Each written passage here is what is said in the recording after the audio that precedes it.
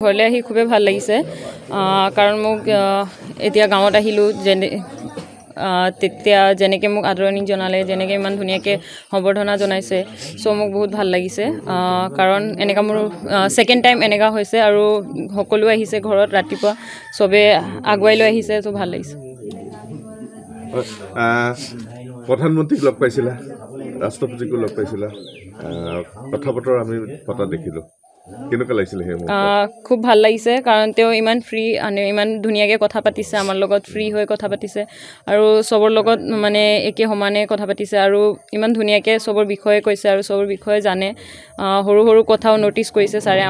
আমি কেনেকৈ থাকোঁ কি কৰোঁ তো সেইটো কাৰণে বহুত ভাল লাগিছে আৰু ছাৰে বহুতখিনি কথা আমাক বুজাইছে শিকাইছে কিছুমান কথা তো সেইটো কথা ফ'ল' কৰিব কৈছে তো মই নিশ্চয় ফ'ল' কৰিম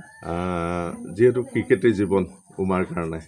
ভৱিষ্যত পৰিকল্পনা কেনেকুৱা যিহেতু চি গ্ৰুপত তুমি এটা স্থান লাভ কৰিছা হয় এতিয়া চি গ্ৰুপত লাভ কৰিছোঁ সেইটো বহুত ভাল লাগিছে আৰু এতিয়া ৱৰ্ল্ড কাপ যেতিয়া চেম্পিয়ন হৈ আহিছোঁ এতিয়া সেইটো মই মেইনটেইন কৰি থ'ব বিচাৰোঁ কাৰণ এতিয়া আমাক চাই আৰু বহুত ল'ৰা ছোৱালী আগবাঢ়ি আহিব তো সেইটো কাৰণে মই আৰু আগবাঢ়ি যাব বিচাৰিম আৰু সদায় ইণ্ডিয়া টিম হৈ খেলিব বিচাৰিম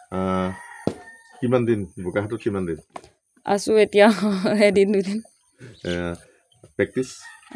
প্ৰেক্টিচ এতিয়া অকণমান স্কিপ আছে কাৰণ এতিয়া এনজয় অকণমান কৰিব আছে প্ৰেক্টিচটো অকণ পিছত থাকিব ভৱিষ্যত পৰিকল্পনা কেনেকুৱা ভাৰতীয় মহিলা ক্ৰিকেট দলৰ কেপ্টেইন হোৱাৰ সপোন আছে নেকি তোমাৰ অভিয়াছলি সেইটো ক্ৰিকেট খেলিলে চবৰে এটা সপোন থাকে